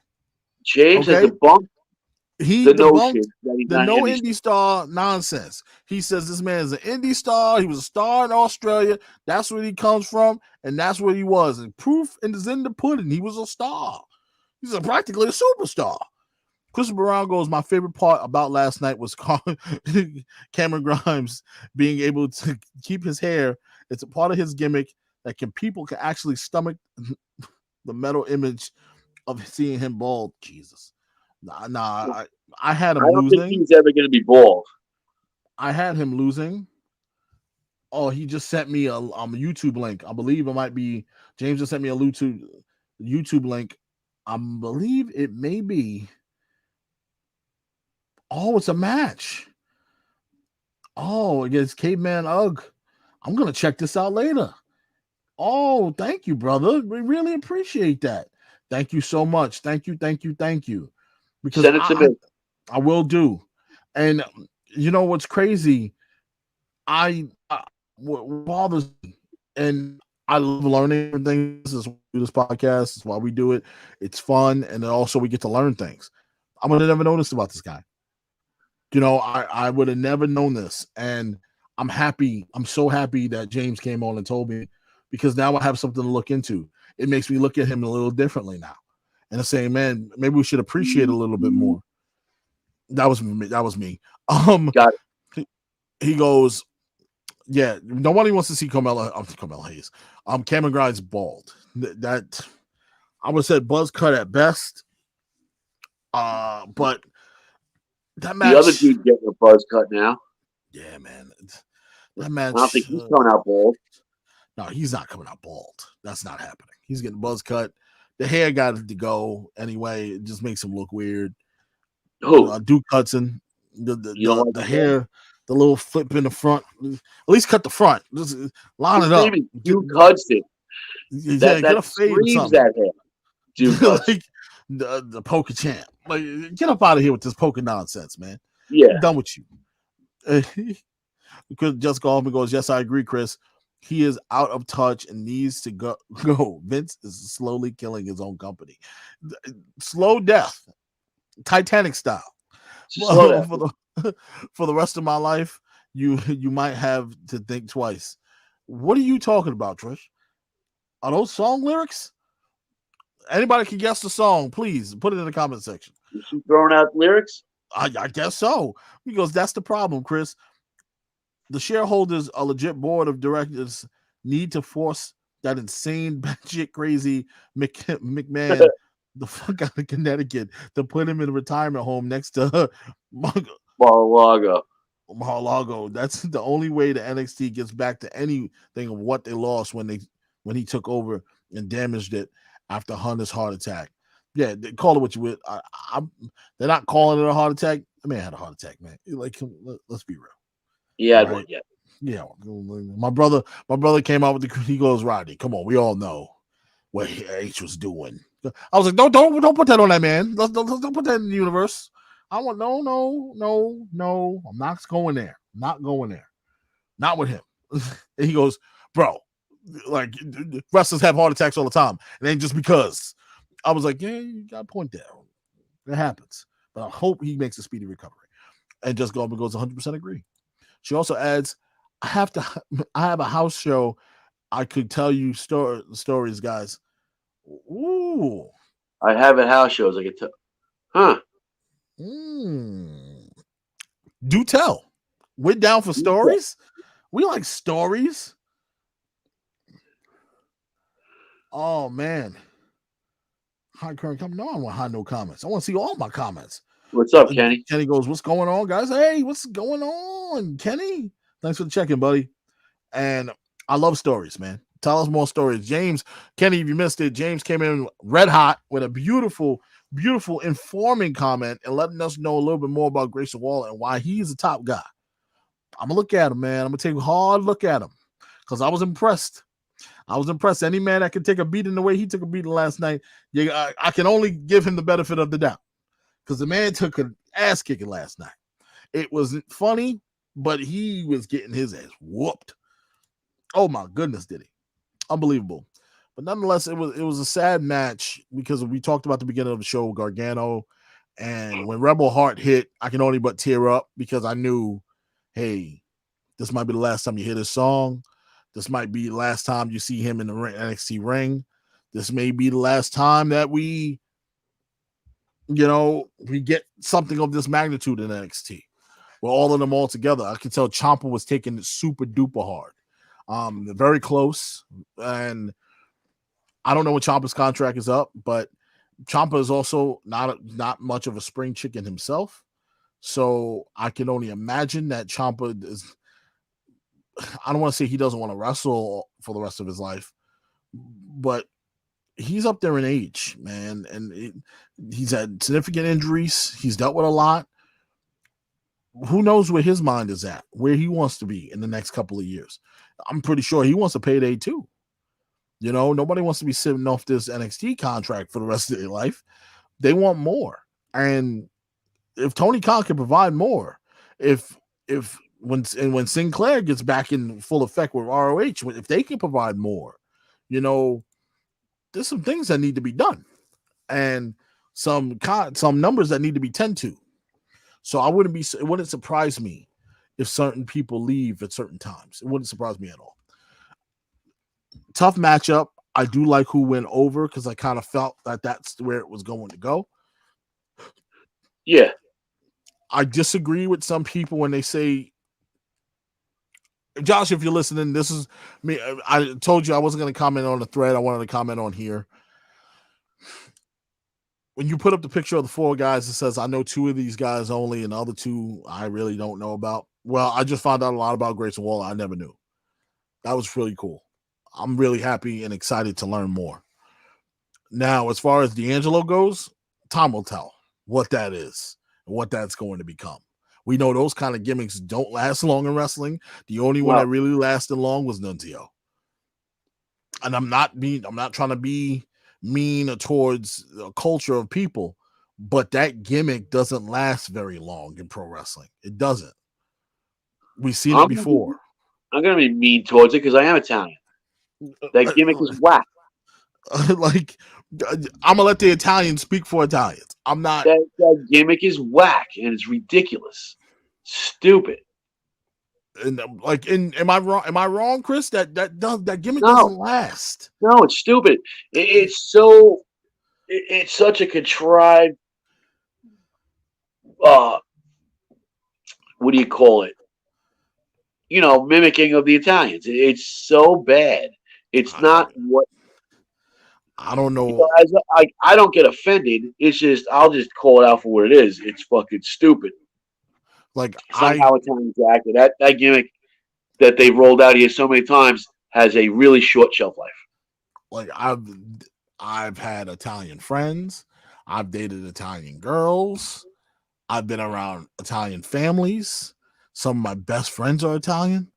We don't act like that. I've never seen them act like that. Now, they might have an uncle or a cousin that might talk like that. Yeah, you always have one of those gindaloons, but not that. We don't walk around saying forget about it. That's another thing. We don't do that. No, nobody's doing that. No. No one's doing that. You fucking idiots. There's a podcast. I forgot the name of it. It's like the 2 Italians podcast. These young boys. They talk about Italian culture today in New York, and they're 2 cool kids, cool dudes. Yeah, I don't call them kids. I don't know if they're kids. They look like 2 young men in their early 20s, talking about their culture. And that's cool. Let's go for it, man. I support that. But you can't just say that represents all Italians. Not all Italians speak like. And it's funny. Jersey Italians, New York Italians, Boston Italians, they all speak differently. Chicago Italian is probably the most coolest lingo of Italian speech I've ever heard. New York Italians is just really. I've never at one of my Italian family functions, weddings, funerals, in all my 51 years, have I ever heard one of my relatives say the words "forget about it." Forget about it. Nah. Nobody. That's what you're gonna fucking get at. Like, if you're gonna if you want to show me Goodfellas and say I've seen that behavior. Yes, all power to you. The words they use. Yes, I've seen that. That's a depiction of the Italians. Yeah, I'm not gonna argue with that. Okay, I'll laugh along with it. That's exact. But this bullshit, no. Nah, I was like, I've been called a stunad. I've been called all kinds of Italian slang terms. Don't be many Italian families when we're hanging out with the boys and their father will walk in or their uncle will walk in, tell us old stories. They'll use Italian slang, but we never see nothing like this. And the gimmick doesn't last. No. Like I said, the only person to last that long was Nunzio. Yeah. And it didn't last that long for him. Nope. So I think D'Angelo, let it ride for right now, but you're going to have to if he has something, it's got to be something without the gimmick. Yeah, you got to transition yourself into something different real quick. Or become a real true gangster. But I would, I told you this on last week. I wanted to see little Rikishi. Yeah. If you're telling me that this is the new wave, and you put his ass in that ring with Carmelo Hayes and Braun Breaker, right? Ooh. Then I'm saying, yeah, because I don't have to, like you saying you're learning about Waller, right? And now you got to watch more and figure him out. And You're saying let D'Angelo build. Okay, I get it. But little Rikishi, I don't have to do any of that because as soon as the first time I saw him, I said, boom. That's a player right there. That's a player. Rikishi's son. And there's some guys in there we saying, yo, they're not gonna last very long in NXT. They're gonna be called up immediately. But he should have been in this match. Yes, I would say I would have replaced D'Angelo with him or replaced Waller with him. And I would have gave Waller that cruiserweight championship match, personally. I think that would have been a fun match. If you want me to tell you that the stars that they missed on was Little Rikishi and Quinn. Oh yeah, he's a stud too. They should have been. If you want me to buy into your new NXT, then those two dudes should have been in that match. With Breaker. Yeah, it would have been lights out. And then Carmelo Hayes. Those four dudes, that's truly passing the torch. Mm-hmm. Because those guys are I hate to use the word, but pass the eye test. But as soon as they come on TV, the first time I saw them, I'm like, okay, I get it. He got it. Got it. Right? That's how it should be. You see it, he got it. Done. Move on. Now, we did have a couple of more matches on the card. Cameron Grimes, of course, beat Duke Hudson in the hair versus hair match. They went for 10 minutes and 24 seconds. I was a little shocked by the outcome because I thought that he was getting his hair cut. But apparently he wanted to keep the beard in the shortcut here. He was looking kind of mangy before, but it worked for him. I still think he trims up even more from this. Yeah, it looked good last night. Beard. I sent you that picture of him, right? Yeah. With the I still can't believe. I can't believe that's him. That's him. That's crazy. That's wild. Yeah, that's insane. Oh my goodness. I don't even look like jeez. Totally different dude. So I think they're gonna transition more to that. Then let's make it happen. If you're gonna go, do it. Don't half-ass it and have the kid on the fence. Do it. Go for it. Don't wiggle with it. And that's the problem. That's half the issue with WWE right now. You're gonna go 1 foot in, and then you're gonna have 1 foot out just in case something go wrong. No, go in. Every time you go in, you let it rock for 2 minutes, and then you get rid of the person. No, go all in with it. Let the people react to it, and go all in the right way and right time. Don't throw them out there like Karrion Kross with a mask on and no valet. Yeah. That doesn't work. That's bad timing. Horrible situation. And guess what? He ain't here no more. So if you're what a man that could have been in that match, could have been in this match. Just saying. I would have liked to see him on the Team New Blood. Team 2.0, him and Braun Breaker tearing it up. Why not? Listen, I gave you that 4. That 4 would have stood out. We have a burning table we have to get into because we got. Oh yes. I'm gonna just sum up NXT with Roderick Strong beating Joe Gacy after he chopped Joe Gacy. He destroyed Joe. Poor Joe, man. I think Roderick took all his anger out on Joe Gacy last night. And Uncle Fester just stood there. Uncle Fester picked this woman up. He did pick the woman up. Put it down. I'm like, yo, what are you doing? Uncle Fester, what are you doing? Come on now. But yes, that's going to sum up our coverage of NXT 2.0. Just go off me with her story real quick. He goes, went to a house show back when DX was becoming huge there, where 2 girls acted like rave girls. They were stupid enough to sneak into the arena where I was, the Providence Civic Center, now called the Duncan. Oh, that's where the University of Providence play. Yeah, the Duncan Center. I've been there before. They got busted by security and made them hand over the tickets and banned. They got banned. They were trying to go bust into DX's dressing room. Oh God, the Lord have mercy. And what year? If this was like in the 90s, God only knows. Like late 90s, and what Road Dogg and X-Pac would have done. Oh, God, I don't want to talk about it. Lord have mercy. The 90s. James goes, welcome to the big leagues, kid. Yes. Oh man. Listen, James, I gotta tell you, you have put us on to a whole new ball game here, man. I'm excited to watch. And yeah, he got his butt whooped, but it's gonna be good for him. He's good for it. Now on the AEW Dynamite, this past week's episode, we're gonna start from the bottom and work our way up. The lightning round. It's the hottest thing to talk about, right? No pun intended. Andrade taking on Cody Rhodes in a street fight, an Atlanta street fight. Here we go. City-themed named street fights. I'm digging it. I like it. So, was either one of these men dressed for a street fight? Not necessarily. No. But I was expecting Cody Rhodes to come up with a tracksuit on, something a little bit more fresh, for a street fight. Nah, I didn't get none of that. They did bring out the toys because it is a street fight. We had a cool spot on the concrete with Cody dropping Andrade on his dome.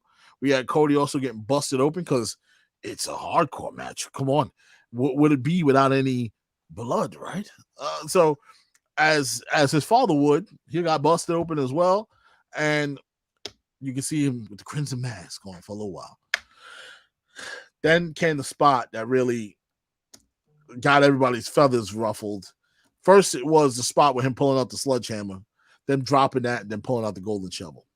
We briefly talked about this on the last show.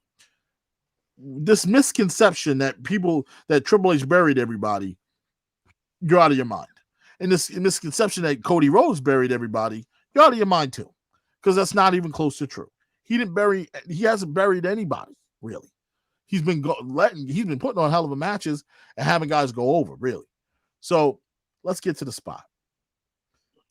Spot in the ring, table comes out, lighter fluid comes out with it, and good old Brandy Rhodes lights the table on fire.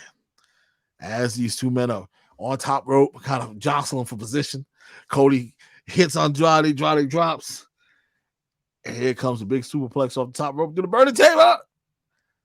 Pause it right there, Chris.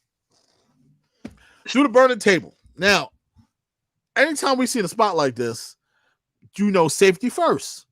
There's fire. Okay? Fire.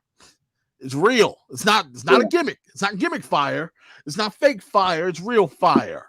Okay? There's lighter fluid on that bad boy.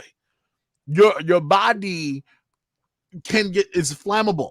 All right.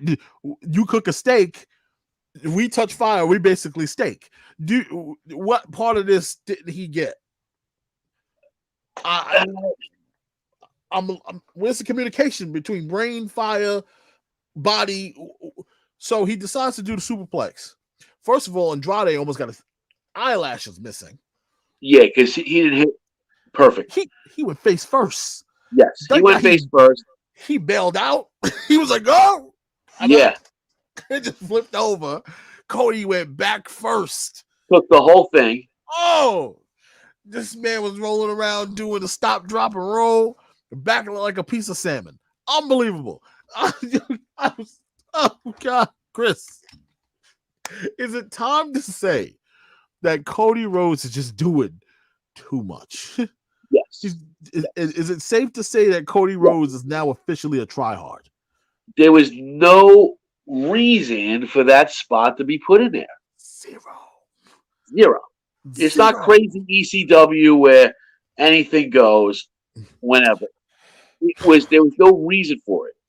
And look, I'm not calling the man a sellout. I saw fanboys, he had to sell out for the fans because they booing him. Look, hold the time out. I'm not calling him a sellout. Too much.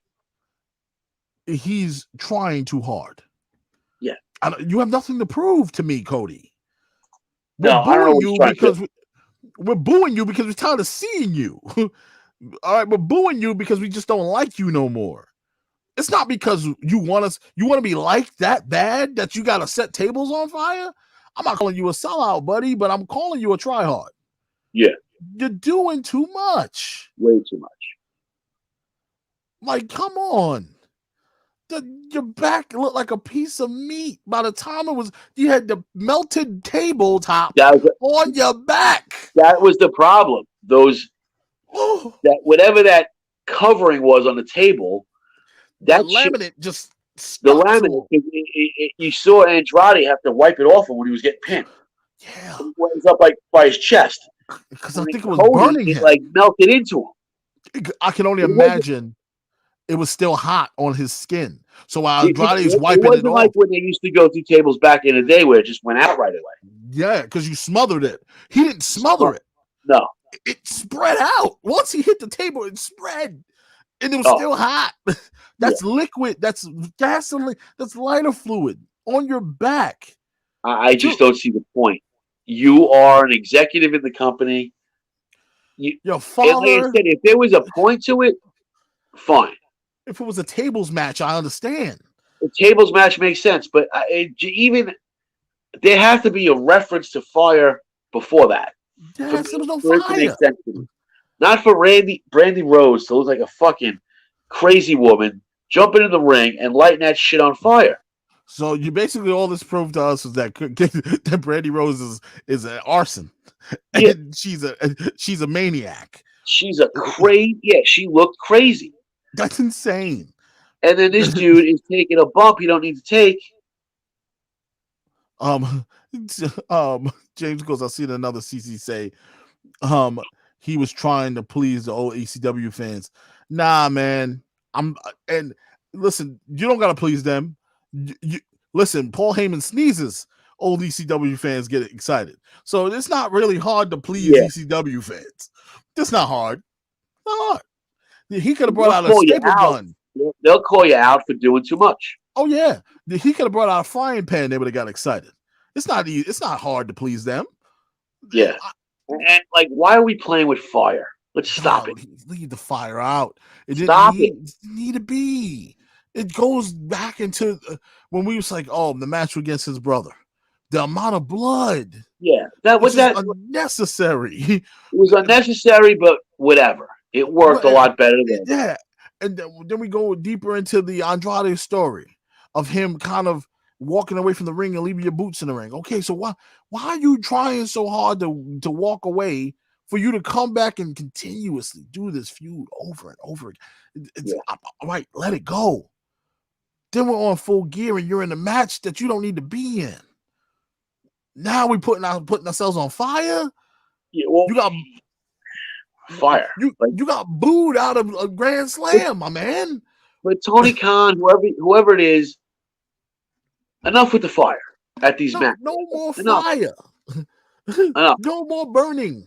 We're good. We're fine. We don't need it. This is not necessary. After I saw that dark side of the ring where the ring was actually engulfed, on fire, engulfed, in flames. In flames with Sabu, right? Sabu was in that. Mm-hmm. I don't need to see any more fire, man. It's stupid. And I know some people said it was a cool spot. I get it. It was, in retrospect. No, because like you said, Andrade bailed. Andrade knew what was up. He got out of there. Bailed. Yeah, I'm out of here. And the other guy took the fuck. It wasn't a good spot. I don't see where it was a good spot. I agree, Chris. I don't think it was a good spot at all. I think it was a try-hard spot. The rest of the stuff in the match was completely fine. Yeah, the rest was good. The match was going good up until that point. Up until that point. Up until that point, the match was fine. It seemed so rushed, man. So out of place, and it showed. That's the way it ended up. Bully Ray disagrees with us. He says like it matters, but Bully Ray disagrees. He goes, he's mad at fans for booing and getting mad at Cody for the table spot. He goes, he tried to do something different and try to do something a little out of the box, and people don't appreciate it. But when somebody else does it, oh, it's okay. No. Nobody's playing with fire right now. Who's still doing fire? Bully Ray? Who? Please point him out. I can't tell you the last time I seen something on fire. The only fire I see was The Undertaker. That's where he comes out. The only fire and shit like that I've seen is AEW trying to do shit and it doesn't work. The exploding ring, stop it. Yeah. I've seen where these things come from by watching Dark Side of the Ring with all these old New Japan matches, whatever the fuck they were doing. But AEW, stop it because it's falling flat. Bully Ray, you could go, You go F scratch. yourself with your nonsense because no, I'm sorry. No one else is doing it. I Yeah, disagree. you I tried disagree to with you, do Bully. too much, Bully Ray.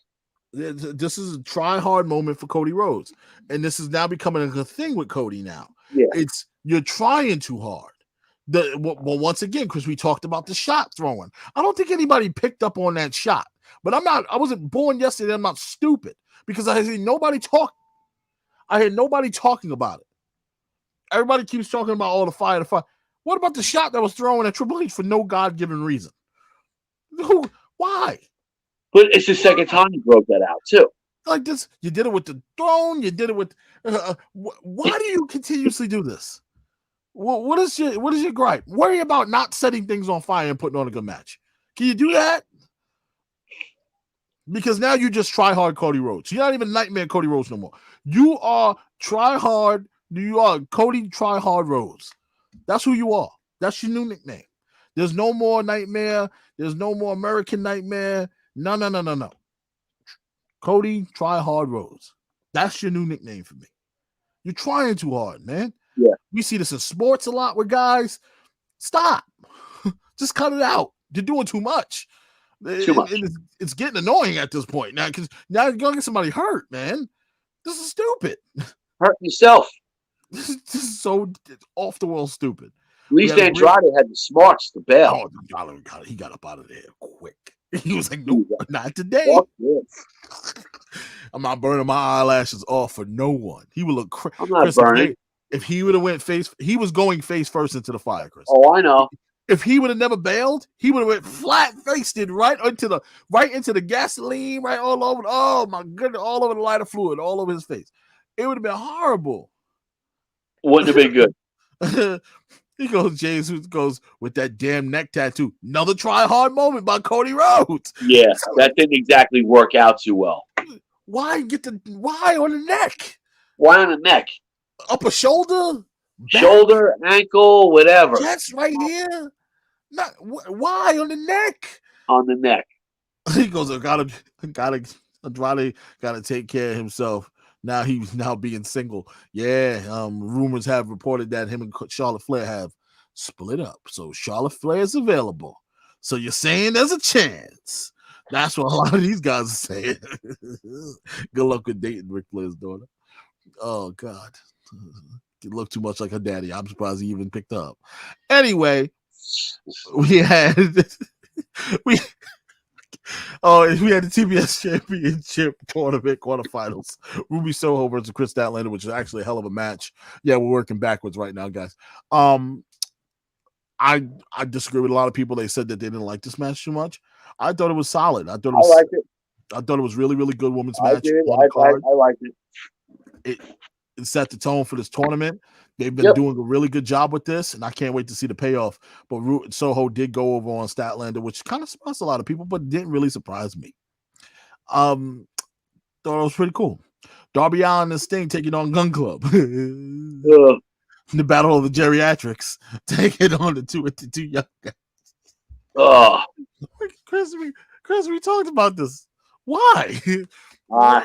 No one asked for this. No one asked you. So why? So when did Let's just leave it at that, Rodney. Why? When did Sting and Billy Gunn all of a sudden have this bad blood between each other? When did Sting and Billy Gunn even know each other? Like, there's never been a Billy Gunn Sting connection ever. Maybe his brother Bart said something to Sting one time, pissed him off. What's going on? I'm not cool with this. I think it's just I think at the expense of these three other young guys involved in this, we're getting two guys to get let them battle it out. The three young dudes, it's fine. And I know Sting and Darby Allin went over. This was silly. I personally think at the expense of the three young guys, we're getting two older guys to get shine, which is stupid. I agree. It's unnecessary. Completely unnecessary. No disrespect to Sting and Billy Gunn. You guys don't need to be in the ring, number one. Oh, I intend to respect either one of them. Much disrespect. Go home. It's time. It's time. You want to be a trainer? Be a trainer. You want to be a manager? Be a manager. I You're don't taking need the to see shine you off the young kids. Yeah, Stop. you taking how you taking your kid's rub? Like that's Well, he's crazy. even worse. Well, listen, dude. His name was Mr. Ass. Yeah, That's doesn't. he loves to love him. He loves to kick him. He loves to shove him. He loves to stick him. He's the ass man. That's what's Yep. his theme song. That's Chuck. I can recite the. I think I did it one time on the show years ago, where I was like, I read the lyrics and it's like, what is going on? Now we did have Wardlow, who I absolutely adore. I think this guy is a stud, man. He's a Just let him star. go, though. Let him go. Unleash him already. AC Adams got his ass kicked, but this was the beauty of this: is that Wardlow is an animal. Just let him go. Let him go. Unleash the guy. If you're not gonna use him properly, release him. Just Yeah. release him and let him go elsewhere where he can shine. Enough of the side thing. Who else? Oh my goodness. We also had a CM Punk taking on Lee Mortuary. Did I pronounce his last name correctly? Moriarty? Lee Moriarty said Mortuary. You hear me? Oh my God. Jesus Christ. I gotta put my damn glasses precursor to what was coming. Yeah, this was the Lee. But not for nothing. I liked MJF on commentary. He really sold this feud to me. He did. And look, the match itself really was not worth anything, but the commentary nonetheless was worth it. Punk giving it right back to MJF, and then also trying to get in his face and march down there to kick MJF's ass with his needle dick. Like he just, I guess that's the new going phrase right now. The new one. So it's gonna be a t-shirt soon. Wardlow came out there for the save. You could tell CM Punk wanted nothing to do with Wardlow. Nah, he don't want nothing to do with that man. That's a scary individual. We had the next match on the card was Bryan Danielson taking on Allen 5 Angels. And I have to say, Daniel Bryan, heel, seems a little forced. But I get it. In the situation he has to be. Not necessarily have to be, but I never liked heel Daniel Bryan. Never did. Not in WWE. Not just don't feel organic, man. Don't feel organic. It just feels a little forced. He's taking on everybody in the Dark Order in their hometown, beating the hell out of them and keeping it moving. But then we're cutting promos at the end of matches, and what I get it. We have to build a feud. This is a way to build it. But this past week, it just felt a little I felt like it was sticking a little bit. And it wasn't sticking in a good way. Let's see next week, and let's see Wednesday. We'll be there. Let's see in attendance against John Silver. He's gonna get a huge pop. Long Island guy. It's gonna be big time right in UBS Arena. Let's see where it goes. But for right now, I feel like it's sticking a little bit because I'm starting to hear Daniel repeat the same things over and over again a little bit, and it's starting to annoy me. I want to see him freshen it up, try to keep it fresh as possible. What do you think? Yeah. I mean, I like what he's been doing. He's been a machine. I don't think he necessarily, like I said before, you don't necessarily have to. Like, he could have just been himself the way he was when he got there, only he's going after Hangman Page now. Mm-hmm. Doesn't matter who it is, you're always the same person. And he was more aggressive coming in, a little more ramped up, Bryan Danielson. So I think I agree with you. It feels forced on the other end, but we'll see. We'll see it live. Like, yeah, the work in the ring isn't the issue here. It's the character behind the heel side of the story, and it just seems very forced to me. Now, the work in the ring has been solid since he got there. Yeah. He has been the best can be. But he came in with a bit of an edge when he got there, so he really didn't need the turn. Yeah, it wasn't necessary. You could have kept him a morally gray, neutral guy, tweener, saying, "Listen, Hangman Page, you're a great athlete, but I'm better than you, and I want your AEW championship. I don't care who has it. It doesn't matter. I came here to take the gold off of people. I didn't come here to be nice to you. I'm not trying to be your friend. I'm trying to beat you and become a champion. You got to build it that way. Don't build it with calling the fans fickle. And here we go. Now we're going down this road of this. Just don't do this next. Don't do this on Wednesday. Just keep. I don't see no promo. Don't cut no promo. I don't need a promo on Wednesday. You gave me one last week. I don't need to hear you talk. Do a vignette in the back or something. That's different. Do not beat John Silver and all of a sudden you cutting promos. I don't want to hear it. I'm not buying it. But guys, that sums it up for Dynamite. It really does. We rarely ever go over Rampage on the show because there's really not much to talk about. It's just been real dry lately, not getting the ratings that they wish they would. And I think there's a lot to do with that. It's a Friday night, 10 o'clock spot. It doesn't work. It never works. Unless you're Sabrina the Teenage Witch in 1998. That's the only time it works. But other than that, it ain't going to work right now. So the point to the matter is this. Enjoy your wrestling, people. Because right now we got Monday Night Raw. And Monday Night Raw always kicks off hot and it always ends this show on Monday nights. So let's see what Seth Rollins is wearing today. See who starts the show off. Come on, TV. Don't. Come on. Don't do this. See, the TV telling me don't go to Raw. That's how bad Raw has been. The TV said enough of this. We're sick of it. Stop doing this every week to us. You watch this horrible program. It's disrespectful. The TV's saying no to me right now. So, if Chris, you got on Raw? Who started on Raw? Yeah, I got it on. It's still the intro. Oh, Jesus. The longest intro in pro wrestling history. I know. Where the hell is the remote? Oh, fun. Right, so here we go.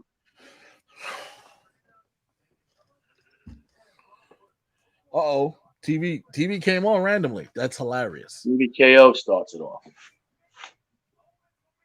Uh-oh. They're going over last week. So tonight, I believe there's a cage match. Yes. Is it Seth Rollins taking on Kevin Owens? That's supposed to be. Oh, okay. So we get a steel cage match. It's a steel cage week. In WWE, we got Kyle O'Reilly and Von Wagner in a steel cage. We got this match in a steel cage. We got cages all around, people. Cages all around.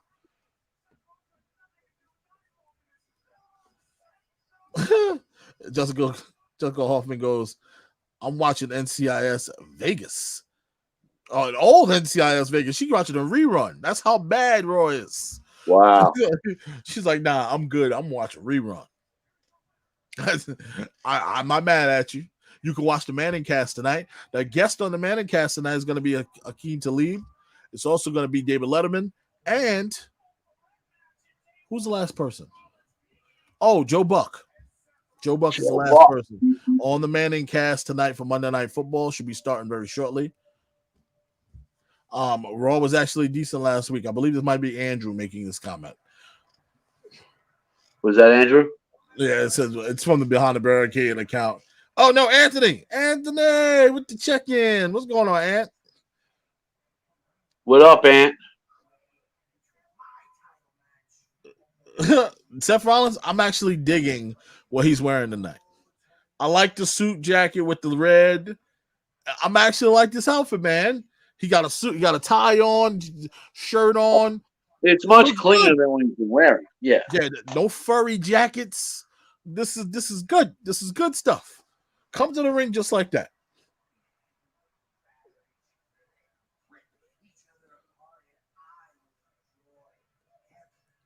I'll tell you right now, WWE does produce a clean cage. Yes. They really do. They always present a nice cage. James goes, boys, I got to bounce. Get back to work. Take care. All right, James. Let me know what you think of Maddie. Will do, brother. I will. I'm going to watch that match as soon as I get off of here, and I'm going to tune in. I'm going to let you know, man. I'm excited. Thank you so much. And this is why I love our international listeners, because they have so much knowledge and information. Thank you so much, James. Thanks, bro. The Australian connection is upon us. Thank you, brother. All right, so I hate when Raw does this. where we go through the talking at the beginning, and then we hit the promo. The pyro goes off, and we get the first one. Like this is like a bad sitcom. Yes.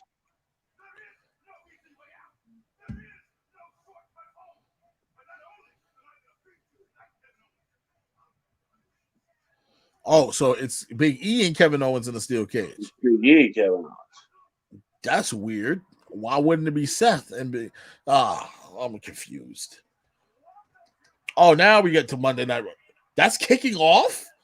The cage is down. Kicking off. That's insane.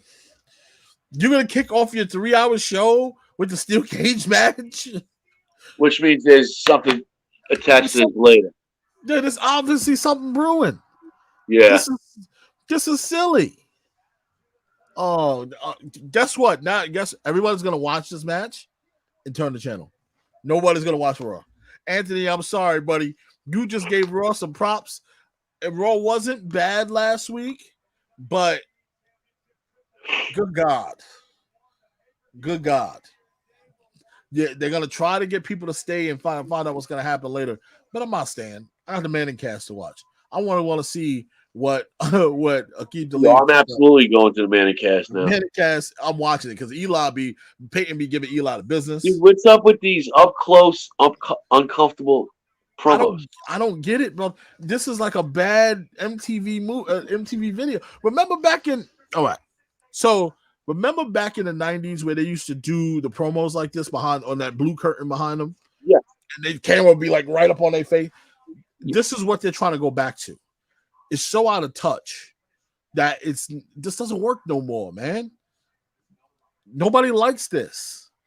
You need to turn your backstage segments into theatric settings. The up close and personal doesn't work for me. Kenny goes, I haven't watched one Manning cast all year.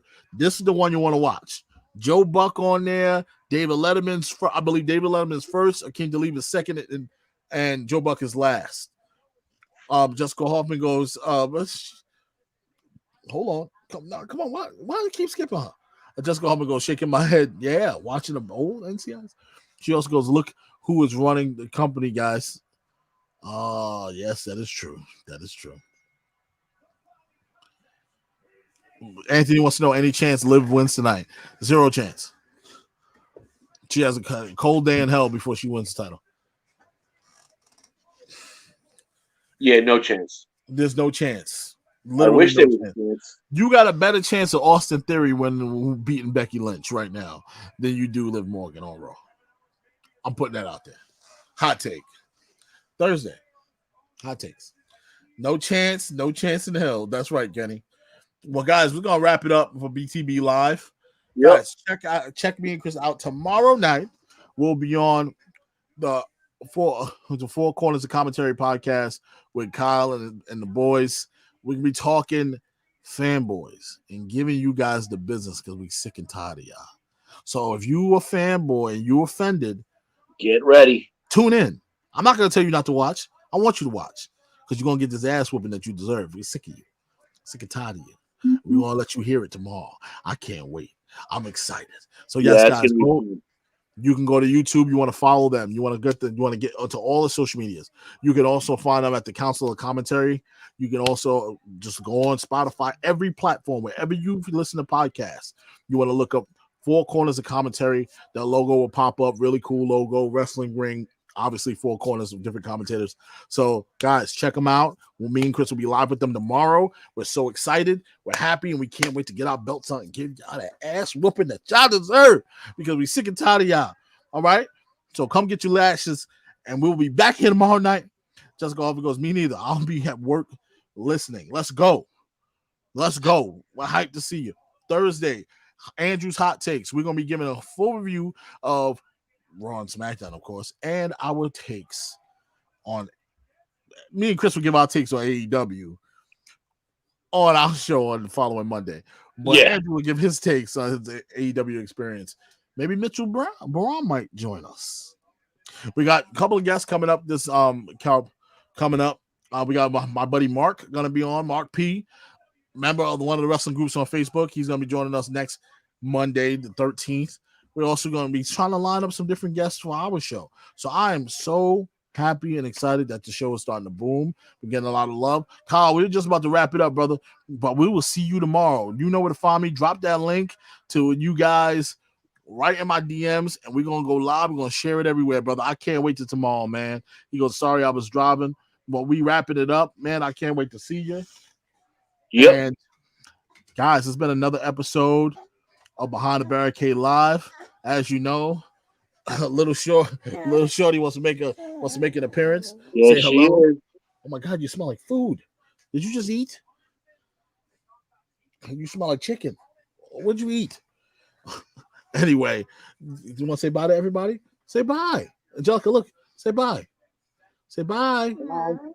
Now, Mama's behind you. Say bye. Bye-bye. Yeah, bye-bye. Bye-bye. Yeah. All right. Talk to you guys later. It's been another episode of Behind the Barricade. Peace.